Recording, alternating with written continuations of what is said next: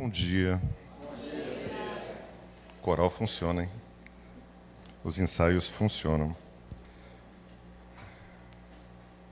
Domingo de manhã, dia importante, dia dos namorados, ou como o Carlos falou, dia dos enamorados. Nossos dias em que comemoramos relações. Todos nós, né? Em mais uma oportunidade, graças a Deus, nós estamos aqui em Colatina. Graças a Deus porque quando nós fazemos esse movimento em que nos envolvemos e aprendemos juntos como poder melhor viver. Tem alguém que está vindo na casa hoje pela primeira vez? A senhora? Quem mais? A senhora? O senhor? A senhora? A senhora? O senhor também? Tem alguém que está tendo contato hoje pela primeira vez com a doutrina dos espíritos? Ou vocês já leram, já tiveram algum tipo de informação? Ok. E o restante todo mundo já teve contato, não é? Ótimo. É que às vezes nós usamos determinadas palavras que fazem parte, né, do universo do movimento espírita e são palavras que às vezes não são usadas em nosso cotidiano. Conforme foi anunciado, hoje nós vamos conversar sobre as nossas aflições, sobre as aflições dos nossos dias. Aí nós pensamos assim quando o Virgílio nos convidou a trazer esse tema. Humberto, fale, por favor, das nossas aflições. A gente vem aqui, conversa durante 50 minutos, uma hora e pouco, depois a gente volta para as nossas vidas. Aí no próximo final de semana, a gente volta, faz esse encontro, volta para a nossa vida. É claro que a gente leva o passe e a água fluidificada. É claro que essa energia não dá para a semana toda. Como nós vamos nos manter? Eu sei que quando a gente sai daqui, aí a gente já vibra nessa sintonia, a gente sai daqui, a gente tem as lembranças de conviver com as pessoas, mas como eu me mantenho? Eu preciso resolver as questões das minhas aflições, porque as questões das minhas aflições fazem parte do meu dia. Aí nós mergulhamos na literatura espírita para ver como eu posso resolver as questões das minhas aflições com esse olhar da doutrina dos espíritos. Aí a gente vai para o Evangelho segundo o Espiritismo, capítulo 5. Bem-aventurados os aflitos. Parece um paradoxo, né? Parabéns, vocês sofrem. Bem-aventurados são vocês que sofrem. Parabéns, você tem dor. Me parece, numa primeira leitura, que é muito difícil entender por que a literatura está parabenizando a gente pelo sofrimento. Parece contrário, né? Parece que não estão vendo as nossas dores. Mas quando a gente mergulha na doutrina dos espíritos, nós precisamos entender uma coisa. Fico aqui? Nós precisamos entender uma coisa. Primeiro, que nessa escola, na escola que nós estamos matriculados, a escola espírita, nós temos a seguinte leitura. O planeta Terra é uma escola. Existem outras escolas, como a escola protestante, como a escola católica e outras escolas. Mas a nossa turma agora é a escola espírita. Na escola espírita, nós estamos matriculados no planeta Terra, que é um planeta de transição, provas e expiações de transição. Somos espíritos eternos, vivendo essa experiência física. Nessa atitude de vivermos essa experiência física nessa escola, planeta Terra, é porque nós temos alguma coisa que aprender. O objetivo de nossa existência no planeta Terra, segundo a literatura espírita, é para sublimarmos os nossos sentimentos, pensamentos, desenvolvermos o nosso lado ético, moral e espiritual. Essa é a nossa busca. Então, nós estamos matriculados num planeta onde nós temos que cursar, temos que desenvolver essas potencialidades.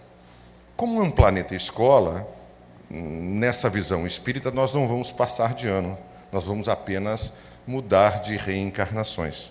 A nossa alma, o nosso espírito andarilho do tempo, vai habitar um corpo físico, depois ele volta para sua casa de origem, depois ele volta, habita um outro corpo físico, sempre trazendo consigo todas as experiências que ele acumulou. Por exemplo, nesse momento eu posso dizer para vocês que eu não sou Humberto, ou Luiz Humberto, eu apenas estou. Porque cada um de nós que está aqui nessa sala nesse instante está em algum corpo físico. Ou seja, nós somos esse arrastar de reencarnações. Para que nós possamos desenvolver as nossas interpretações, as nossas compreensões nesse momento, é preciso que, de uma forma consciente, a gente acesse tudo isso. A nossa capacidade de entender agora passa por esse arrastar de existências. Hoje, quando nós fizemos a opção para estudarmos doutrina dos espíritos, é porque nós já chegamos a um grau de maturidade espiritual, psicológico, intelectual, que nos permite, lentamente, irmos absorvendo esses tipos de ensinamentos. Ou seja, nós já temos uma condição, uma capacidade de compreendermos as lições que a doutrina dos espíritos apresentam para nós. Diferentemente de outras pessoas que, às vezes, observam, concordam com a literatura espírita, mas dizem, eu não consigo entender, não bate em mim. A gente já tem uma certa situação que nos permite entender a doutrina dos espíritos. Essa escola espírita, no meu ponto de vista, é a que melhor traduz essa linguagem do Cristo, bem-aventurados os aflitos, pois sem reencarnação ficaria muito difícil da gente compreender isso. Nós buscamos isso no Evangelho segundo o Espiritismo, porque é o nosso livro. O Evangelho é o livro que diz para mim, que eu convido vocês a lerem dessa forma, no sentido de que o Evangelho é aquele companheiro diário que me diz como eu vou enfrentar a minha vida nessa situação de provas e expiações, nessa condição de alunos do planeta Terra. Todas as coisas estão contidas dentro do Evangelho segundo o Espiritismo. Nós vamos um pouco mais além. Nós costumamos dizer que na literatura espírita, na obra espírita, ela é dividida em ciência, filosofia e religião. Não é assim? Se nós olharmos com um olhar mais aguçado, nós vamos ver que o Evangelho é isso: ciência, filosofia e religião. É a ciência do bem viver, é a ciência do bem trabalhar, é a ciência do bem compreender. Então, todas as coisas estão contidas nesse trabalho da Boa Nova do Cristo, que são as leis morais que trabalham o Evangelho segundo o Espiritismo. Nós vamos encontrar realmente solução para as aflições de nossa vida dentro do Evangelho segundo o Espiritismo. Por isso que, nesse ponto de vista, é imprescindível que a gente faça dele um amigo para as conversações diárias, para a meditação diária. Ali é a nossa bússola, o nosso apazão. É ali que a gente faz o movimento para que a gente possa vencer essas dificuldades e compreender o significado dos nossos dias. Quando a gente mexe no Evangelho, deixa eu pautar uma coisa com vocês aqui, que eu já falei aqui na casa, para que a gente possa perceber essa proposta da doutrina espírita. Não tem um livro nosso lá, de André Luiz? André Luiz e Chico Xavier, o Cândido Chico Xavier? O Nosso Lar? Lembrou, moça? A gente vê o personagem André Luiz naquele livro, não vê? Vocês lembram qual é a profissão do André Luiz? Médico. Não era, não. Ele, na última encarnação, eu não sei qual era o nome dele na última encarnação, uns falam uma coisa, outros falam outra, eu não sei. Ele exerceu a profissão na área de medicina. Mas quando ele toma esse nome, esse pseudônimo de André Luiz, quando ele volta para a erraticidade, que ele passa pelas condições umbralinas, que muitos de nós vão passar, né? Esse torpor existencial depois da morte, ele vai depois ficar um tempo, né, no nosso lar, não sei se ele ainda está lá, Mas quando ele vai, se apresenta e quer trabalhar como médico, eles dizem não. Você foi, hoje você não é. Ele não exerce. Nós podemos dizer que ele foi um faxineiro. Sim, um limpador de latrinas, um padioleiro. De início ele foi mais ou menos passista, que até disseram para ele, olha, não faz isso, não está no tempo ainda não. Mas médico realmente ele não foi. O que eu quero dizer é que nós somos assim, nesse momento de nossas vidas. Nós estamos aqui nessa situação, nós representamos algo em nosso núcleo profissional, cultural, social, familiar, mas nós vamos desencarnar. Quando nós desencarnarmos, nós vamos levar todo o nosso patrimônio. E na próxima reencarnação, nós vamos arrastar conosco todo esse patrimônio, mais esse patrimônio atual, para a próxima reencarnação.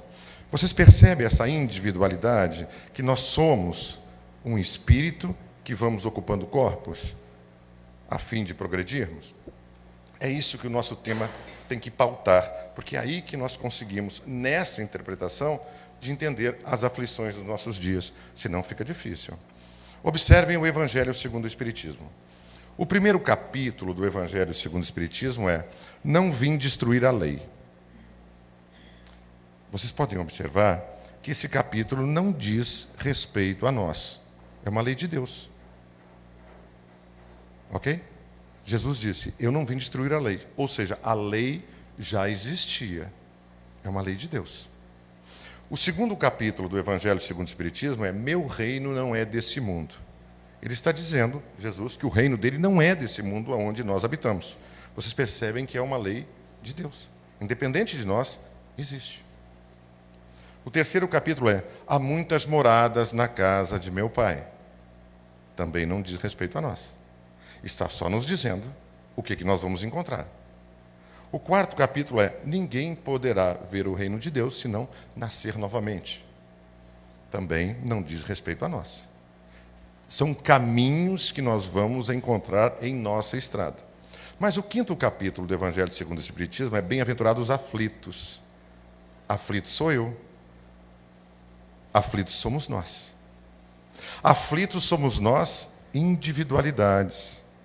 Aflitos somos nós que estamos aqui, nesse momento, nesta escola planetária, chamado Planeta Terra.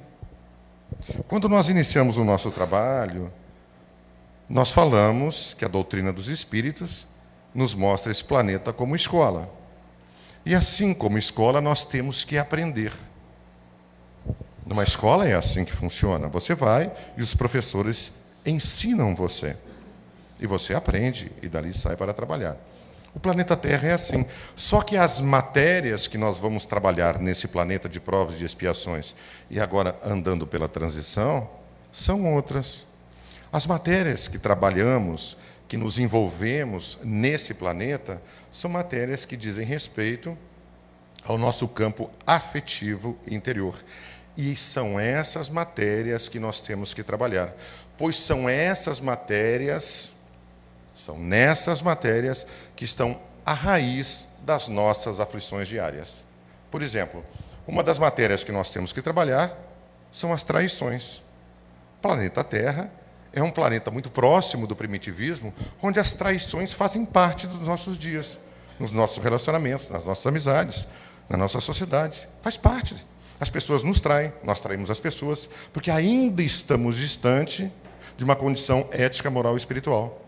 Então, trair para nós, de uma certa forma, faz parte de uma normalidade. A gente passa a compreender porque isso pulsa em nós. Mentira.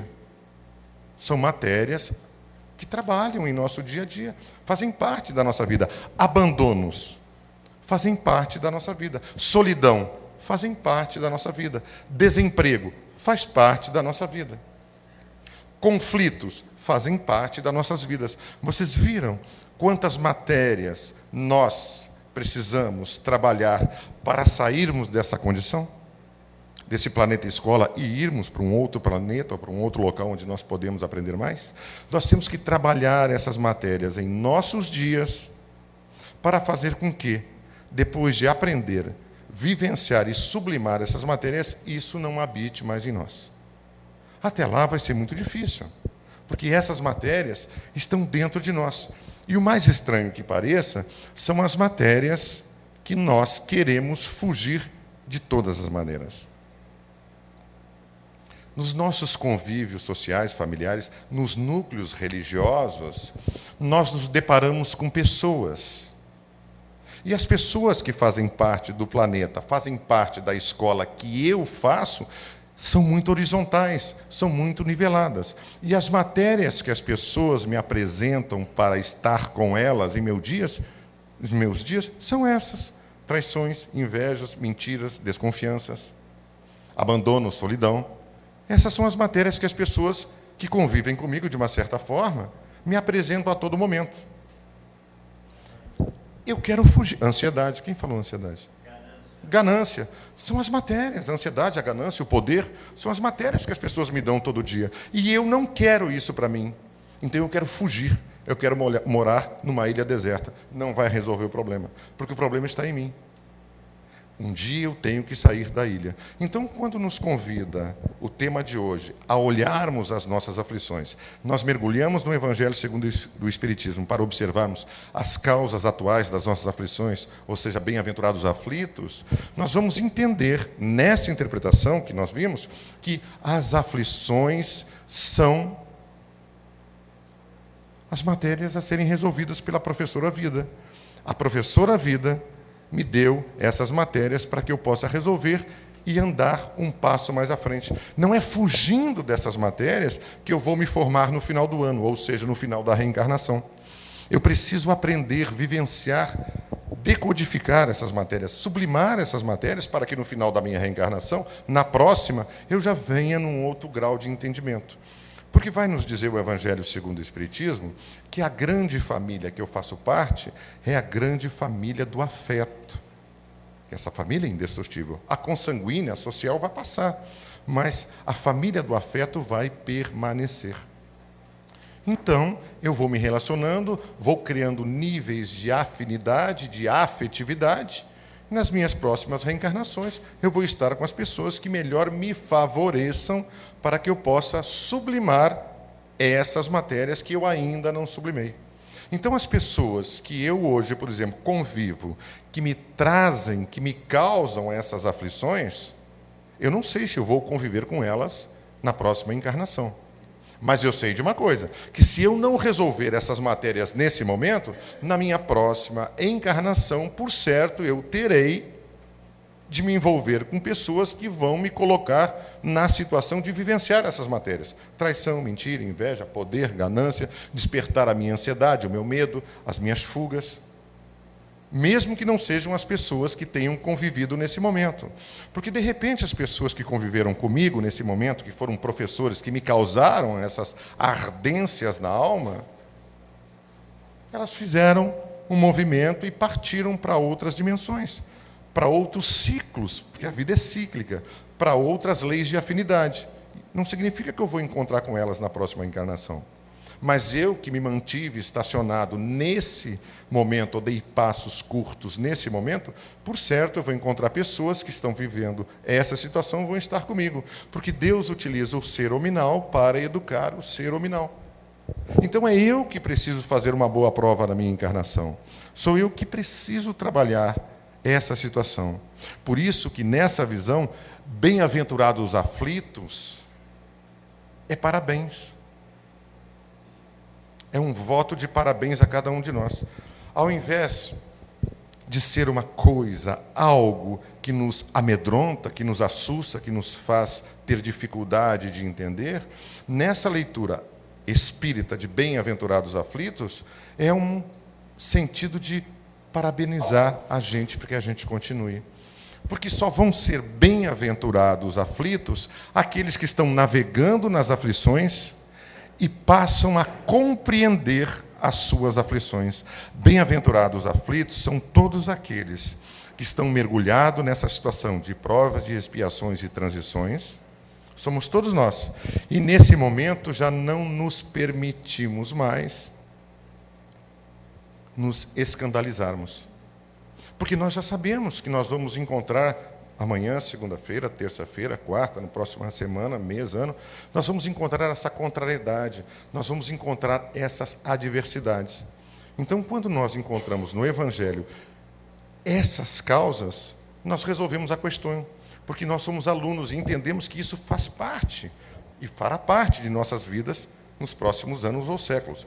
Claro que vai depender da atitude mental, espiritual, psicológica de cada um.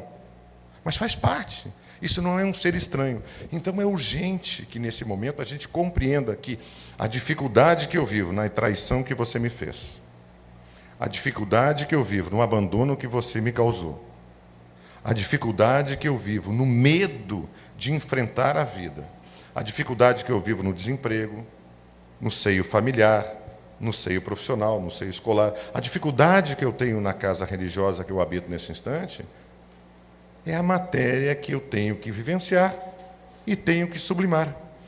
E não adianta eu olhar para essa matéria e deixar de lado, porque no meu próximo ano letivo, ou seja, na minha próxima reencarnação, essa matéria volta, se eu não resolver agora. Oi? Ela falou que volta em dobro. Eu tenho até medo de pensar nisso, mas tudo bem. Que volte para vocês em dobro, para mim não dou conta. São meus votos sinceros no Dia dos Namorados. A minha assim já está bom.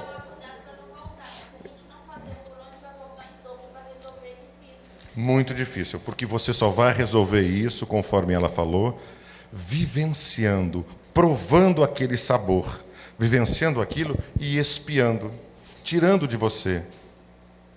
Você vai receber um certificado, simbólico, evidentemente, por favor, de ser inofendível. A hora que você tiver em sua alma esse certificado, que não vai ser dado a você por nenhum círculo acadêmico, nenhuma mão, que tudo que a mão toca modifica-se, né? Transforma-se, um certificado de ser inofendível. Porque quando você se tornar um ser inofendível, numa condição de espírito puro, essas coisas dos nossos dias não vão te atingir mais, porque você vai estar numa condição de entender que as pessoas que estão ao seu lado fazem parte desse horizonte, que a vida é horizontal para nós, caminhando, buscando o vertical, que é o Criador, através dos seus mensageiros, Jesus e os espíritos superiores. Então você vai passar a entender que aquela pessoa que está causando isso em você, causando esse desconforto em você, não é o teu adversário, não é o teu inimigo, é apenas o portador da matéria que você tem que estudar, aprender, vivenciar e transpor. Bem-aventurados os aflitos, como diz Virgílio, é um convite para você sair na rua abraçando todos os teus adversários. E eles vão ficar enlouquecidos. O que deu nele? Ou o que deu nela? Não, eu quero mudar isso na minha vida. Porque é a tua liberdade. A tua liberdade se dá aí, na compreensão de que aquela pessoa que fez aquilo, aquele ato que te magoou, te feriu tanto, foi um aluno, exatamente como você, que naquele momento não deu conta. Mas você não pode esquecer que, por ser horizontal à vida, você de alguma forma está causando isso a alguém mais na frente. Exceto quando você passar a ter um autodomínio. Lembra que eu falei para você da história de André Luiz, das reencarnações que nós estamos?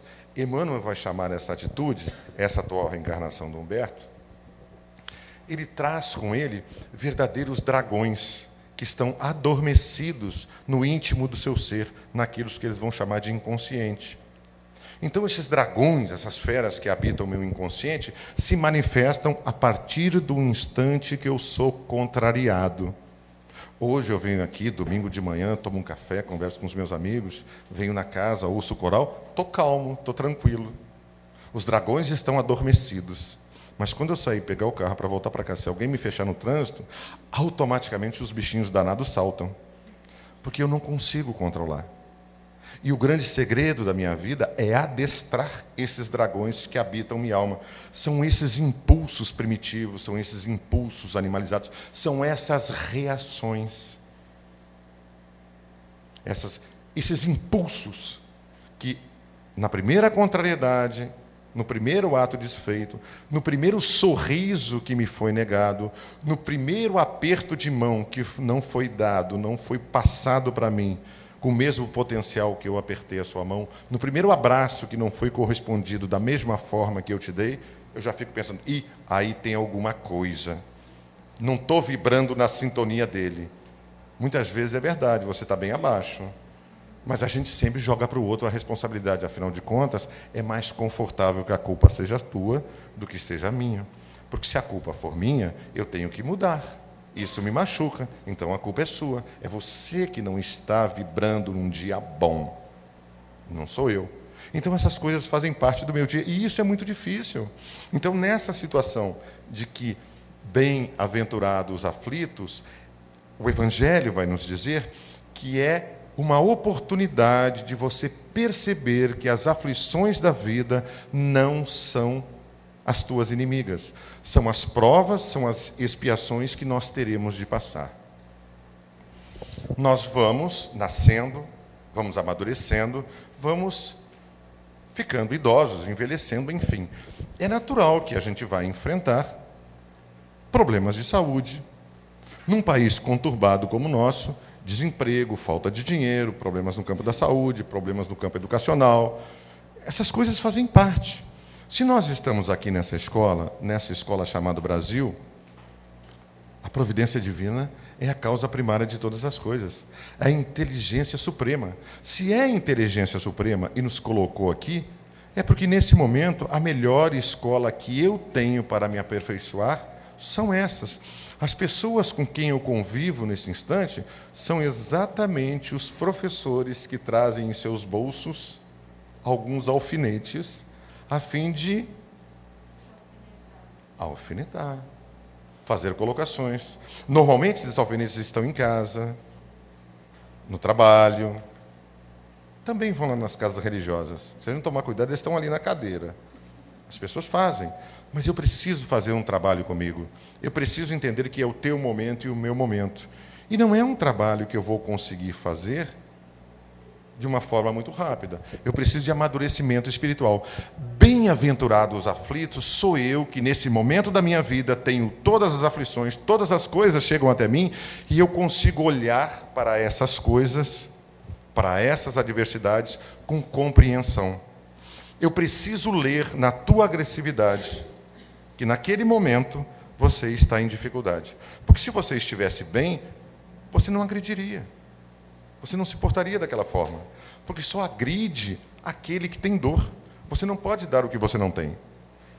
Bem-aventurados os aflitos, na interpretação do Evangelho segundo o Espiritismo, é uma oportunidade, é uma grande oportunidade de você dizer, puxa, chegou a hora de eu mudar a minha sintonia.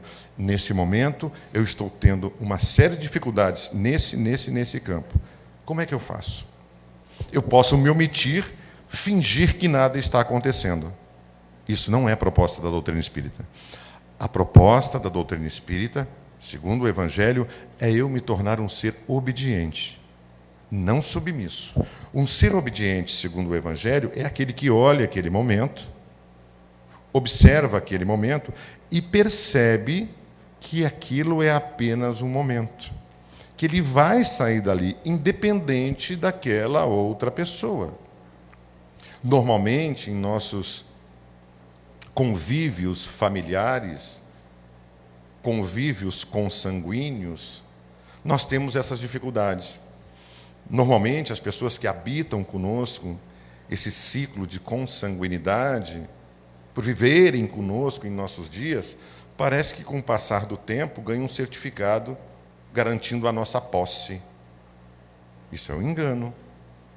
As pessoas que estão habitando essa condição consanguínea conosco, estarão conosco somente um tempo. Esse certificado, querendo ou não, acaba no túmulo. Não tem jeito. Nós somos livres. Nós não somos senhores. Nós não somos escravos. Nós não temos filhos. Nós não temos mulher. Nós não temos maridos. Nós não temos irmãos. Nós não temos pais. Nós não temos mães. Nós temos Deus, a família consanguínea que nesse momento permitiu que essas pessoas reencarnassem comigo para que nós pudéssemos aperfeiçoar os nossos sentimentos. Mas assim que nós desencarnarmos, nós vamos nos relacionar com aqueles que fazem parte da lei do afeto. E afeto é íntimo. Olha, por exemplo, nessa orientação de Emmanuel, das várias encarnações que nós tivemos. Se nós pegarmos o livro de André Luiz, ele teve um pai e uma mãe no período em que ele foi médico aqui na Terra. Mas ele já teve outras experiências pretéritas, outras reencarnações, e teve outros pais, e outras mães, e outras mulheres, e outros maridos, porque o espírito não tem sexo. Ele precisa de experiências, ele precisa caminhar, ele precisa andar. E isso se dá conosco. Então, quando nós temos, aparentemente, a posse de alguém, o domínio de alguém, é uma prisão, é um equívoco. Você não tem a posse de ninguém. Você está mentindo para você.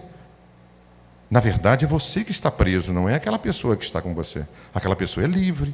É você que está preso, porque aquela pessoa vai partir. Porque aquela pessoa é livre. Você não tem como manter aquilo ali. E vai ficar decepcionado. Porque mais cedo ou mais tarde você vai procurar aquela pessoa que você prendeu com medo que ela partisse, aquele tesouro que você tem, e não vai estar mais ali. Ela vai fazer outras viagens. E na próxima reencarnação, de repente, ela não vai nem estar no mesmo país, no mesmo continente que você. Então, é por isso que nós precisamos entender que as pessoas que coabitam conosco nesse instante são esses professores portadores desses alfinetes. Não, alfinetes eu não disse. Digamos, desses leves beliscões que nos dão em nossos dias, essas leves contrariedades que nós recebemos em nossos dias, vai passar. Então, nesse momento em que eu sou convidado a praticar esse estudo dessa matéria de contrariedade, eu preciso entender você. Eu sei que vai ter um momento que você não vai dar conta, quer dizer, eu não vou dar conta. Eu sei que tem um momento que eu vou gritar, eu não consigo, você está me sufocando. Você está me maldizendo, não está dando mais. Mas eu tenho que ter um limite para isso. Eu tenho que levar essa situação até dentro do possível. Se não for possível, a gente resolve de outra maneira. Mas eu preciso, uma maneira legal, justa e humana. Mas eu preciso, nesse momento, dar conta da minha vida. Eu preciso, nesse momento, que exige entre nós algo tão grandioso quanto o amor que nos encontrou. O respeito. Porque para viver com você é de fundamental importância que eu tenha, e você tenha por mim, respeito. Você respeite o meu ponto de vista, a minha condição intelectual, a minha condição afetiva, a minha dificuldade nisso, a minha dificuldade naquilo.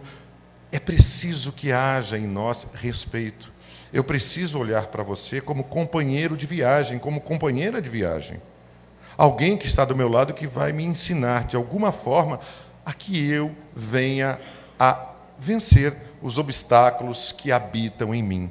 Bem-aventurados aflitos, somos todos nós que já começamos a despertar e perceber que as aflições dos nossos dias, que as aflições das nossas vidas, não são os nossos adversários, não são os nossos inimigos. Foram criadas através das nossas necessidades evolutivas. Nós somos reencarnacionistas. Nós não conseguimos, em nossas vidas pretéritas, vencer essas aflições.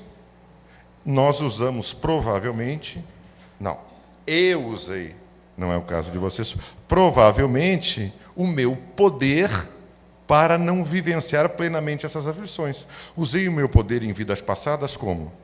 Talvez com o lado financeiro, talvez com um lado social, profissional, talvez com um lado cultural, eu impus o meu poder sobre você, eu subjuguei você, porque eu não soube lidar com essas aflições que habitavam em mim. Então eu continuo reencarnando nessa situação, com essas aflições, porque elas são meu patrimônio espiritual.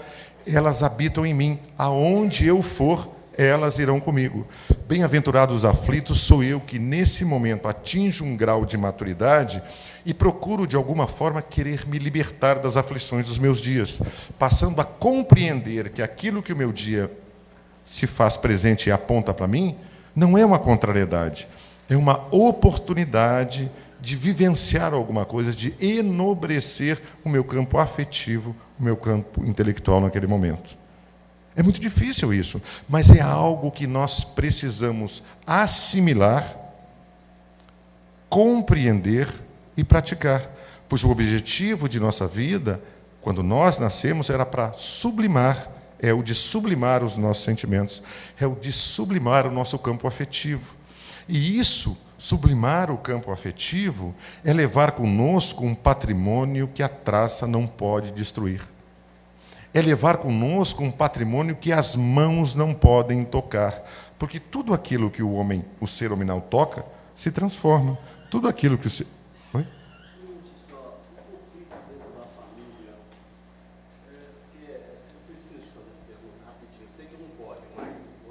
Não, nós podemos, sim. O silêncio, quando existe um conflito na família, o silêncio a gente recarregando aqui as baterias, e o silêncio dentro da família é uma solução? Pode ser uma das soluções? O nome do senhor é? Silvio. Vocês entenderam a pergunta do senhor Silvio? Me corrija se eu estiver errado, por favor. Eu entendi que o senhor Silvio me perguntou se num conflito dentro do núcleo familiar o silêncio pode ser uma das soluções. Foi isso? É. Depende. O que é silêncio? O que é silêncio? A falta da emissão de som é silêncio? Abrimos um parêntese. Nos conta o senhor Divaldo Pereira Franco, o grande Divaldo, que em determinada oportunidade, eu vou responder sua pergunta agora. Em determinada oportunidade, e eu estou falando de Divaldo, ele foi convidado por Joana de Ângeles a ir assistir o recebimento no plano espiritual, na erraticidade, de um companheiro que tinha desencarnado. Então ele sai em desdobramento do seu corpo, depois de adormecer, e vai com Joana de Ângeles, a sua amiga espiritual, a acompanhar essa situação. E quando ele vai entrar no ambiente aonde está esse senhor que tinha desencarnado, ela olha para ele, Joana de Anjos, Divaldo está ali em desdobramento, e fala: silêncio, Divaldo. Ele olha para os lados, fica quieto. Aí quando eles vão entrar, Divaldo, silêncio, cale a boca. Aí ele fica pensando, dá mais um passo, e ela: Divaldo, já te falei, silêncio. Aí ele comenta isso, são palavras dele. Ela deve estar ficando maluca. Ela deve não estar bem, eu acho que ela deve estar obsediada, porque eu estou quieto, eu não falei nada. Aí ela diz para ele: para de pensar. Silêncio mental. Aí é que ele percebeu que o nível de curiosidade que ele estava envolvido para visitar aquela pessoa era facilmente lido pela espiritualidade que estava ali e era ruidoso. Voltando ao seu Silvio agora. Muitas vezes, diante de uma relação familiar consanguínea, na qual nós fazemos parte, o nosso silêncio não é um silêncio de compreensão. Quando o nosso silêncio é um silêncio de compreensão, é importantíssimo. Eu te compreendo nesse instante. Mas, muitas vezes, o nosso silêncio é externo e não interno.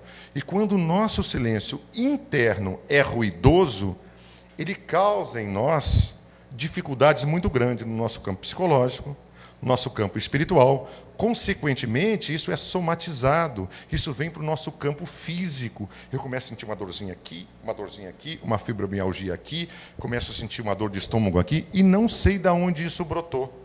Isso brotou exatamente desse sentimento que está se decompondo dentro de mim.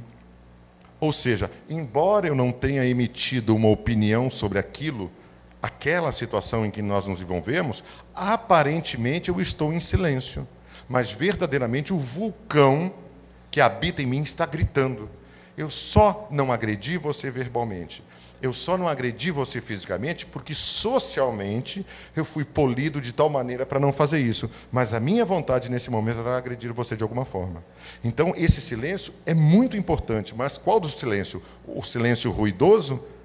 Não, o silêncio da ternura. Nesse momento, eu não vou discutir com você, porque eu percebo que, nesse momento, a situação não vai ser construtiva. Então, eu vou me manter em silêncio. Eu vou ficar quieto. Na próxima oportunidade, na primeira oportunidade, a gente volta a essa situação. O problema é que, muitas vezes, pegando aí do gancho do seu Silvio, é que, muitas vezes, quando nós fazemos esse silêncio diante daqueles que habitam conosco, esses que habitam conosco pensam que nós nos tornamos frágeis. O fato de não querer dar continuidade àquele bate-boca, àquela agressão, a pessoa lê em mim uma fragilidade. Quando, na verdade, a proposta é outra. A proposta é de Paulo, vencer o bom combate. No momento em que eu faço o meu silêncio, é porque eu compreendo que você está na condição horizontal e você está, nesse momento, com o teu pior, com o teu azedo, efervescendo. E isso não vai ser bom para nós. Agora, é preciso que você me respeite. É preciso que a gente venha a se respeitar. É preciso que a gente toque nesse assunto e resolva essa questão. Se nós não resolvermos essa questão, vamos procurar a ajuda de uma terceira pessoa. Nós temos, por exemplo, nas casas espíritas, e eu estou falando da casa espírita porque é a minha escola, um trabalho chamado atendimento fraterno.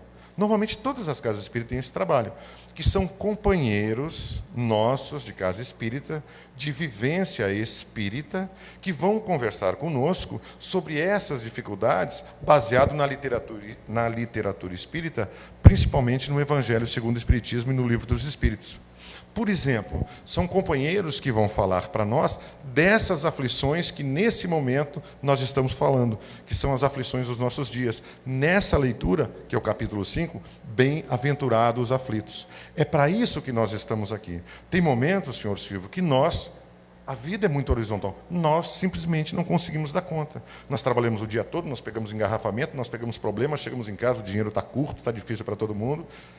Tem problemas com o filho no colégio, tem problemas com o relacionamento com a esposa ou com o marido. Então, o nível de tensão é muito alto. Nós precisamos conversar. Nós defendemos uma tese.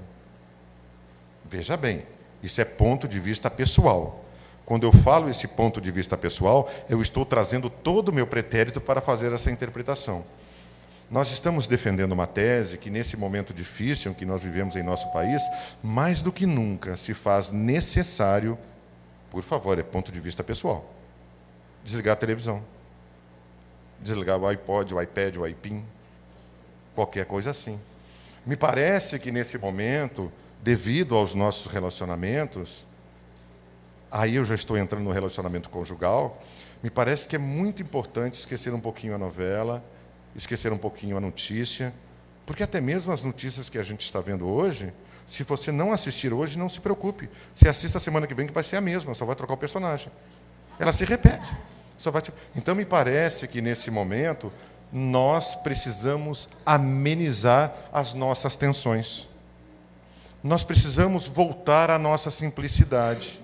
Hoje, a tecnologia está aqui para nos favorecer, para nos aproximar, e nós estamos nos distanciando. Usamos o WhatsApp, o Zap para tudo. Usamos o Face para tudo. É muito bom, porque nessas relações elas são frias. Porque se eu estou conversando com você via WhatsApp, ou via Face, ou Instagram, alguma coisa assim, se eu estou me relacionando com você e eu não quero mais conversar com você, basta que eu diga, falo com você depois, eu estou ocupado agora. Pum! Acabou. Eu minto para você, eu não quero mais continuar aquele assunto. E, no entanto, se nós estamos numa conversação face a face, nós precisamos, pelo menos, nos entender para encerrarmos ou darmos continuidade ao assunto. Eu quero dizer que, nessa leitura, a tecnologia não está me ajudando, ela está me separando da afetividade com profundidade. Quando ela me separa da afetividade com profundidade, ela está roubando de mim o significado da minha escola. Eu nasci para sublimar os meus sentimentos. Como eu vou sublimar os meus sentimentos distante de você? Eu preciso de você, núcleo familiar. Eu preciso de você, núcleo social, profissional, escolar, estudante. Eu preciso de você. Eu preciso conviver com você, senão não adianta. Eu estou na minha ilha deserta. A ilha deserta que a doutrina espírita fala não é aquela que tem lá não sei aonde. É aquela que habita em você. Você precisa transformar essa ilha que habita em você numa ilha crística. Essa é a nossa proposta reencarnatória. Eu preciso habitar a minha ilha. Eu preciso fazer com que essa ilha possa pulverizar vida. Para pulverizar vida, eu preciso conviver com você. Eu preciso passar por essa escola. Então, nós temos que usar toda a tecnologia? Sim, ela está aqui para nos favorecer. Mas eu preciso, nesse momento, nessa interpretação, aprender a viver. Eu preciso fazer simplicidade. Eu preciso ir mais para a rua passear, caminhar, andar nos lugares, na cidade. Eu preciso abandonar mais um pouco o meu carro. Porque às vezes, gente, claro que não é o caso de vocês, mas meu filho eu moro assim, ele pega o meu carro e vai na padaria que é daqui ao Banestes. Eu falo, mas por que você fez isso? Estou cansado. Falei, puxa, mas é assim. A gente está tão acostumado com isso que isso já é automático. Vamos ali na casa de fulano? Vamos. Pega o carro. Depois é uma dificuldade enorme para encontrar estacionamento. Quando você vai, você encontra com dificuldade estacionamento, as pessoas fecham você, você fica irritado. Às vezes a gente pode caminhar 1, 2, 3 quadras que não vai nos fazer mal. E nós vamos ter oportunidade de conversar porque a internet na rua não funciona tão bem assim. Então, graças a Deus. Então a gente vai conversar, vai tocar um na mão do outro, nós vamos falar. Gente, hoje que dia é? O Virgílio não colocou que é dia dos namorados? Vamos namorar, gente. Vamos namorar uns com os outros, dentro das nossas possibilidades. Vamos ficar juntos. Eu continuo com o senhor Silvio, que ele me permitiu essa liberdade. Eu casei com a minha mãe, com a minha irmã, com a minha patroa, com a minha dona, com o meu senhor, com o meu pai, com o meu irmão, com o meu patrão. Eu casei com quem? Com a minha namorada. Eu não casei com a minha esposa. Eu casei com ela, ou com ele, no sentido oposto. Por quê? Porque eu gostava de estar com a minha namorada. Era bom sair com você. Eu sou do tempo que pega na mão, eu sou do tempo que anda de mãos dadas na rua, eu sou do tempo que fala com o pai para pedir namorado, eu sou do tempo do Virgílio, do Carlos. Então, nessa época, a coisa era mais lenta. Hoje o negócio está mais acentuado. Não me lembre dessa data, por favor. Mas nessa época a coisa era mais suave. E eu casei com você porque eu gostava de namorar você. Tá bom, agora tem 20 anos, tem 30 anos. Por que isso parou? Você mudou. Mas é claro que mudou. Mas eu também mudei. Me parece que nessa leitura, a música que eles cantaram, Como é Grande o Meu Amor por Você, só vai sobreviver se for o meu amor como é grande por você que é e continua sendo minha namorada ou meu namorado. Porque se você passou a ser o meu patrão, a minha patroa, a minha dona, esse monte de coisa e adjetivos que tem aí, como era grande o meu amor por você, vai mudar como diminuiu o meu amor por você. Porque ninguém suporta a pressão. Nós nascemos livres, nós vamos até pedir para o autor fazer uma outra música nesse sentido. Porque com o passar do tempo, isso muda. E nós sempre vamos culpar quem? Você, o outro. É preciso que a gente perceba, bem-aventurados aflitos, somos nós que temos essas dificuldades e estamos olhando. Eu tenho essa limitação, eu tenho essa dificuldade, eu preciso passar por isso. Nessa sugestão, fechando com o senhor Silvio, é assim que a gente observa. É preciso que a gente venha despertar amizade, simplicidade. É preciso que a gente venha namorar, venha rir, venha caminhar, venha estar com as pessoas, porque é aí que nós vamos desenvolver, porque as aflições vão chegar e a gente vai ter pulso para viver. A gente não pode mais continuar encerrado dentro de casa, encerrado dentro de apartamento, encerrado dentro de shopping, encerrado dentro de carro, encerrado em frente ao Face, ao iPod, sabe, essas coisas assim. É muito útil, celular. É assim, olha, gente, o índice de pessoas atropeladas por causa do celular é altíssimo. Gente, nós não nascemos para ser adictos e escravos. O Criador nos deu tudo isso para sermos livres. Deram para a gente a liberdade, mas a gente insiste ainda em continuar em prisões. Não foi para isso. Não é dessa forma que nós vamos sublimar os nossos sentimentos. Nós precisamos observar as dificuldades de nossa vida para vencermos. Nós precisamos desse diálogo conosco mesmo. Nós precisamos observar a vida de forma prazerosa, mesmo que nós tenhamos dificuldades. O que você pode dizer? Eu estou cheio de problemas, mas eu estou em paz. Eu tenho uma série de coisas na vida que eu não consegui superar, mas graças a Deus eu estou em paz, eu estou em harmonia, e eu estou tentando solucionar esses problemas. Isso é proposta existencial. Proposta existencial não significa que eu, você, ninguém, não tenhamos mais problemas, porque eles fazem parte. O mundo é de provas e expiações. Bem-aventurados os aflitos. Para isso, basta que eu dê um salto.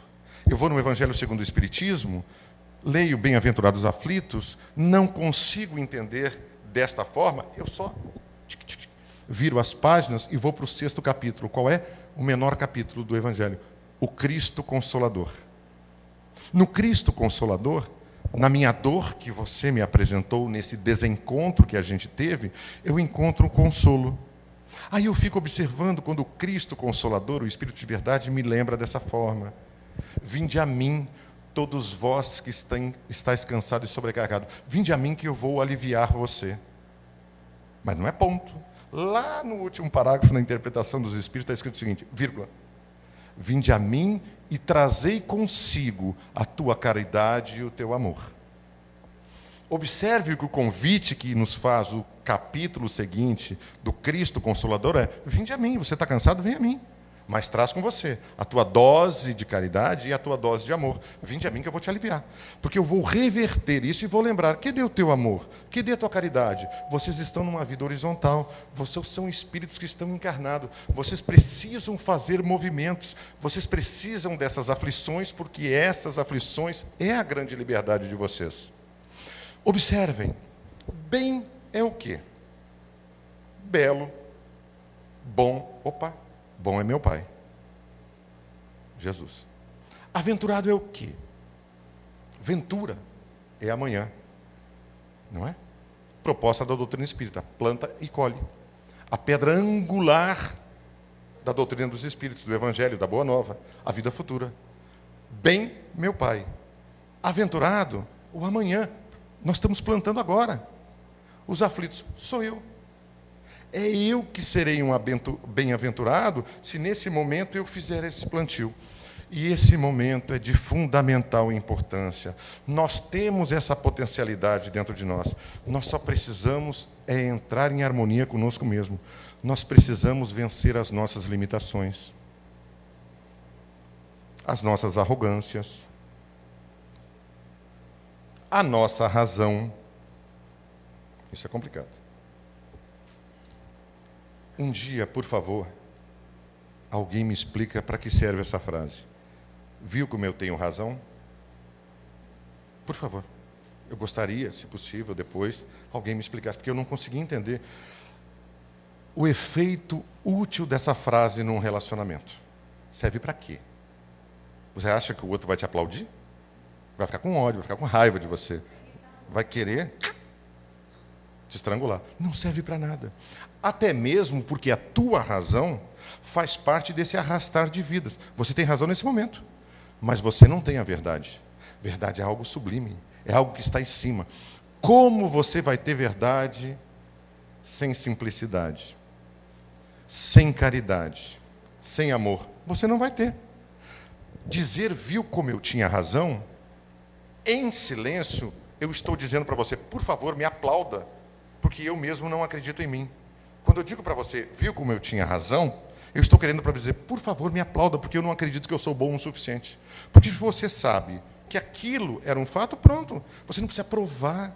E até mesmo porque, me corrijam se eu estiver errado depois, porque agora Virgílio não vai deixar. Mas, por favor, me corrijam. Você já viu alguém pronunciar essa frase? Viu como eu tinha razão? E a outra pessoa fala, nossa, você tinha toda a razão do mundo, me dê um abraço. Eu nunca vi. Mas se tiver, por favor, me corrijam depois, porque ela fere, ela machuca. O fato se deu de acordo com a sua previsão. O seu Silvio diz o quê? Silencia. Aguarda, deixa. Mas silencia de forma harmoniosa, equilibrada. São esses os nossos movimentos existenciais. É para isso que a gente está aqui na condição de encarnados. Nós estamos aqui para vencer as nossas limitações.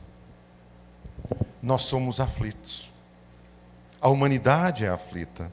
A humanidade nos últimos anos, nos últimos séculos, nos últimos milênios é aflita. Eu vou contar uma história para você de uma mulher aflita. Há muitos anos atrás, a história nos conta que teve uma mulher linda, linda, linda, linda. É Divaldo que conta essa história. E essa mulher sofria de uma aflição muito grande. Ela tinha uma ausência dentro dela enorme. Ela viveu na época de Jesus. E ela era muito solitária, embora tivesse muitos homens. E nessa época, vocês sabem que as mulheres têm alma há muito pouco tempo, não é? Vocês não tinham alma, ganharam há pouco tempo agora. É, porque isso é história, né? Foi permitido que vocês tivessem alma há muito pouco tempo. E nessa época do Cristo, nem pensar nessa possibilidade, era um afronto. E as mulheres, nessa época, quando eu digo as mulheres, eu não estou me referindo somente ao sexo feminino. Eu gostaria de lembrar que a doutrina espírita diz que espírito não tem sexo. Quem tem sexo é o perispírito e a conjuntura fisiológica. Então, poderíamos ser nós, sem problemas. Naquela época eu não era rouco, mas tudo bem. Senão ia ficar horrível naquela época. Mas, de qualquer maneira, nessa época, 2000 anos atrás, uma mulher só poderia falar com um homem na rua se ela andasse com seu pai e o seu pai permitisse. Senão ela não falaria, nem olharia.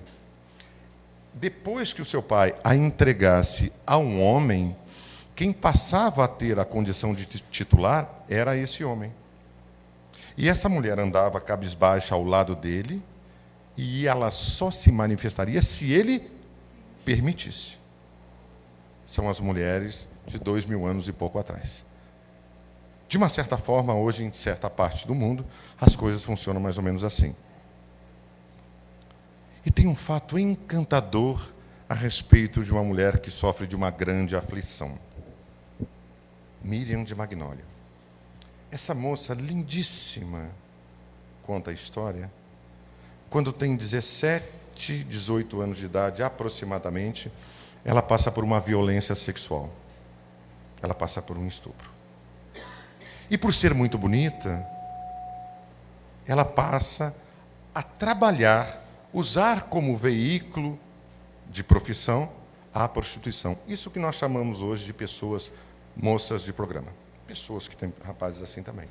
Então ela passa a utilizar o seu meio de sobrevivência dessa forma. Mas ela foi tão abusada, foi tão violentada em sua alma, que ela se dá o luxo de não se permitir ter intimidades com homens que não fizessem parte da elite, da nata da sociedade. E isso faz com que ela venha a adquirir uma grande fortuna. Ela passa a ser uma pessoa de muitas posses. Mora em casas, peles, roupas. O que ela tem é muito bom, é muito belo. E essa moça vive essa aflição, porque ela só se relaciona com essas pessoas. Embora ela tivesse um enorme poder, porque ela só se relacionava, a Miriam, com essas pessoas, ela sofria de aflição. O tempo vai passando, até que quando ela começa a beirar os seus 28 anos, 27 anos de idade, ela não dá mais conta disso. Essa senhora começa a fazer lamentos até os seus escravos, seus servidores mais próximos.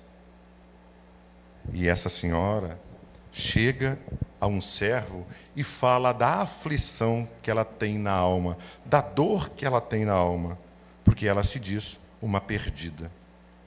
Depois de um certo tempo, esse servo procura ela e diz: minha senhora, existe um homem, existe um rabi, hoje aqui, que está curando as nossas dores.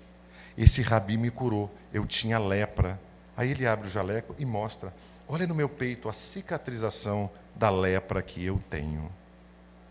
Aí ela olha, fica admirada e diz para ele assim: mas esse rabi curou a lepra do teu corpo. A lepra da minha alma ninguém pode curar, porque está na minha alma. Aí a Miriam, a Maria Madalena, ou a perdida de Magdala, que é esta mulher lindíssima, ouve do seu servo o seguinte: olha, ele está do outro lado do mar. Vamos tirar a embarcação e vamos correr para lá. A senhora fala com ele, porque eu tenho certeza que da mesma forma que o rabi curou a lepra do meu peito, ele pode curar a lepra de sua alma. Porque esse rabi, ele faz com que, depois da cura, a gente caminhe e não peques mais. Ele insiste tanto, ele tem tanta verdade nessa atitude, que ela se permite ficar envolvida. Depois de estar envolvida, ela troca de roupa e diz a ele: me leve, eu vou conhecer o rabi. Nessa época, nesse momento em que ela vai conhecer o rabi, ele estava na casa de um grande senhor, um afortunado senhor de negócios da região, que estava ouvindo as pregações dele. E ela adentra seu ambiente. Imediatamente, quando ela adentra seu ambiente, todos a olham. E tem um problema, porque este senhor que está ali recebendo o rabi não pode expulsá-la, porque ele era um daqueles que fazia uso do seu corpo. E ela se dirige até eles e ela vai até o rabi. E quando ela vê o rabi, ela fica emocionada. Tão emocionada que ela se joga aos pés do rabi. Quando ela se joga aos pés do rabi, ela pega os seus cabelos e as suas lágrimas e a mirra que ela carregava com ela e limpa os pés do rabi. Com as suas lágrimas, com a mirra que ela tinha com ela. Depois, ela levanta e vai embora. Imediatamente causa-se no ambiente um transtorno, porque esta mulher é a perdida, é a Maria, a abandonada. Imediatamente o homem que liderava aquela casa olha com um olhar de repreensão ao rabi. E ele lembra a ele que os costumes da época era: eu, quando vou te visitar, você dá um beijo na minha face. E quando eu sento aonde você me convidou a sentar, um servo teu vem até mim com uma toalha, lava e enxuga os meus pés. Porque nessa época a gente andava no deserto, e nessa época a gente andava de sandálias, então sempre os nossos pés estavam muito cheios de poeiras. E o rabi lembra a ele: você não fez isso comigo. E ela pegou os seus cabelos, as suas lágrimas e a mirra que tinha e fez isso comigo. E ele sai. Passado algum tempo, em um novo encontro, essa mulher, esse belo apóstolo de Jesus, procura o Cristo e diz que está encantada com ele. E ela diz assim para ele: eu te entrego todo o meu amor. Jesus olha para essa moça, para essa mulher e diz: ainda não é o tempo. E parte. E essa mulher, envolvida com esta boa nova que apresentava aquele Cristo, faz das suas dores, faz das suas aflições, das nossas aflições, porque as aflições que ela tinha naquela época são muito semelhantes às nossas, porque está envolvido poder, mando, compra, venda, sedução, sexualidade desregrada, planeta de provas e expiações. Parece que não mudou muito. As coisas estão mais ou menos assim agora. Só que agora a gente olha com outros olhos, mais afinados, mais condescendentes, de acordo com os nossos interesses. E essa senhora, quando percebe que ela precisa liberdade para a sua alma, ela vende, doa tudo que ela tem. Ela distribui tudo que ela tem. Absolutamente tudo, exceto uma coisa: a vestimenta que ela tinha aos 17 anos de idade, quando ela foi violentada. E ela passa a usar esta roupa. E ela se mantém à distância do rabi. Ela ouve o rabi e se mantém à distância, para não constranger, porque ela se sente uma perdida. E ela faz isso, e ela faz isso, e ela faz isso. Depois, essa mulher, esse apóstolo do Cristo, que é essa mulher, ela vai morar nas catatumbas, junto com os leprosos. Ela ouve a boa nova e leva até os leprosos. Ela ouve a boa nova e leva até os leprosos. E assim ela vai, até que um dia ela fica sabendo da crucificação de Jesus.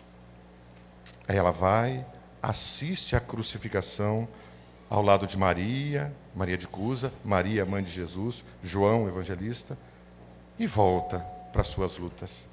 Volta a viver com aqueles que sofrem de hanseníase. Ela volta a viver com os leprosos. Depois, ela se torna portadora de lepra. Depois ela continua. Vamos abrir um parênteses aqui.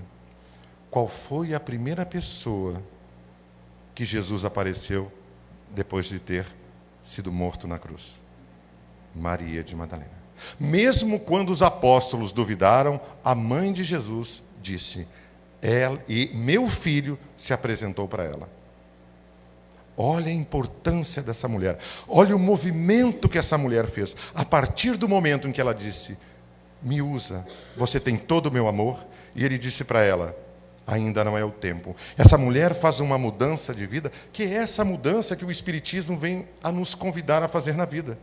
É uma mudança de atitude, é uma renovação moral, ética e espiritual. E ela passa a se dedicar. E eu estou falando de uma mulher lindíssima, financeiramente muito bem resolvida, que tinha todos os homens aos seus pés. Ela faz essa mudança, depois de presenciar a morte do Cristo, ela volta a viver nas catatumbas, adquire lepra e passa a definhar. Até que um dia, ela abandona essa situação porque ela percebe a sua morte aparente. E ela vai indo pela rua, até que de repente, ela olha e vê o seu corpo. E ela não entende porque o corpo está jogado no chão, todo deformado. Aí ela se olha e se vê jovem, bonita, com as roupas limpas, perfumada. E ela olha, nos diz Divaldo, e se vê sobre o mar. Se vê sobre as plantas, se vê sobre todas as outras pessoas que ali passam olhando o corpo dela. E ela sente um bem-estar enorme. Ela sente uma leveza maravilhosa. Ela se sente tão feliz como nunca tinha se sentido na vida. Maria de Magdala, a Miriam de Magnólia.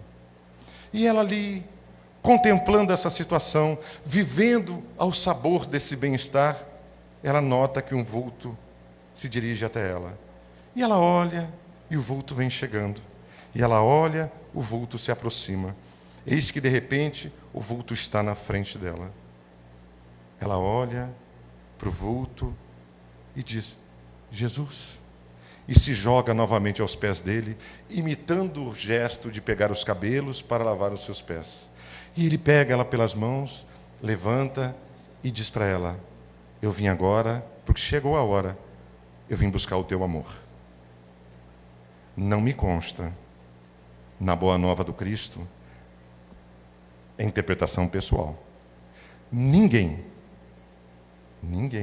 que tenha feito uma revolução tão próxima à nossa realidade nesse momento do que essa senhora, Miriam de Magnólia, a perdida de Magdala. Hoje, quando a doutrina espírita vem a nos convidar a vencermos, a compreendermos, assimilarmos e vencermos as nossas aflições, é para que nós sejamos bem-aventurados aflitos. Hoje, quando a doutrina espírita nos traz essa fala, nos traz essa lembrança, é para dizer para cada um de nós que é possível. Eu preciso renunciar a mim mesmo. É só isso que a doutrina espírita está pedindo.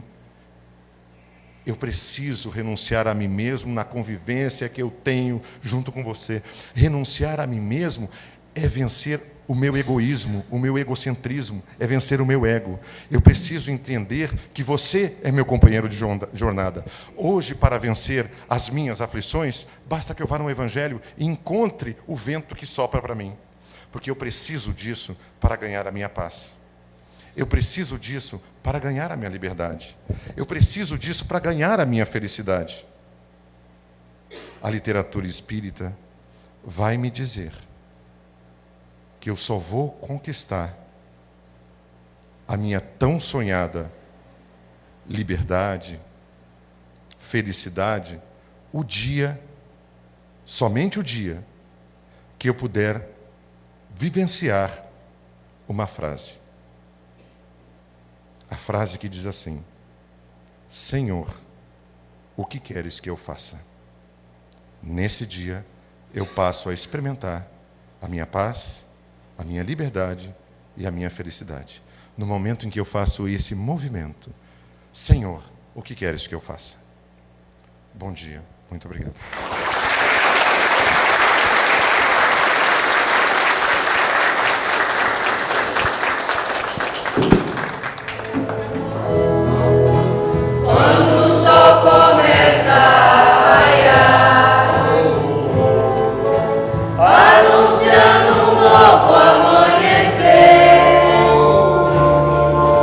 Passarinhos cantam em esplendor, agradecem.